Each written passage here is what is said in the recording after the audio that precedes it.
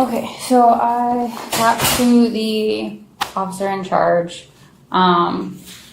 So I'm gonna document everything as it is together, and then like everything that you told me, everything going from there. When it comes to your court orders that he's not paying for, I recommend going to the state's attorney's office because it's civil and we can't enforce that. Okay. No, I'm not asking you to enforce a court order. No, but I'm saying, because you had a question about that when you came in, so I'm just answering everything together.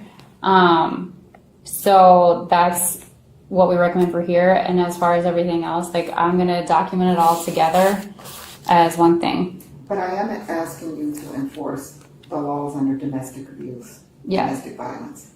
I'm asking you all to enforce those laws. No, I understand. So when it comes to the number, all you need is this one, okay? And then that one right there. Okay, so can we go through it? Here's the financial affidavits for fraud that he's committed. So he turned this into who? To the courts. Okay. It's fraud.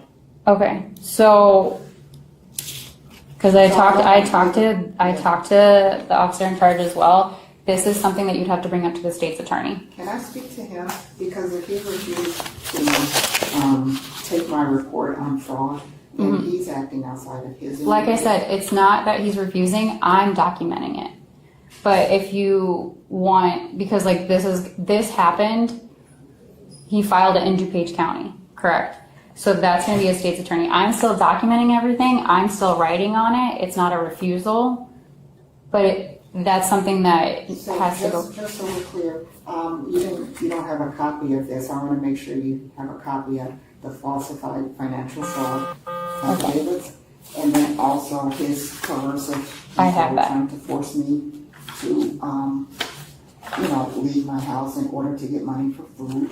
I have that as well. The top order, when you say that it's not a crime for him to take the money, this makes it a crime. There's an order that he shouldn't have taken the money under his control. So But he did. I know you got some of the orders, but just so for documentation purposes, I want to make sure you have like this one here. I didn't have this one out. So this is the April 11th. So copy of that. And then this is the proof that he falsified the fraudulent documentation. This is the proof of it right here. This is just some of the proof of our income and assets here. That's the proof. And then there's a wire fraud as well that he committed. And then that should probably be enough to go. Yeah, I think this is the wire fraud one right here. So it's not that much for you.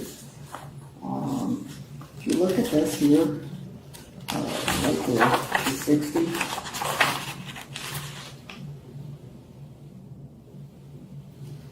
So this went out to a bank in Australia. okay. 60,000. And so because of that order, this is wire fraud. So here you go. Okay. I'll be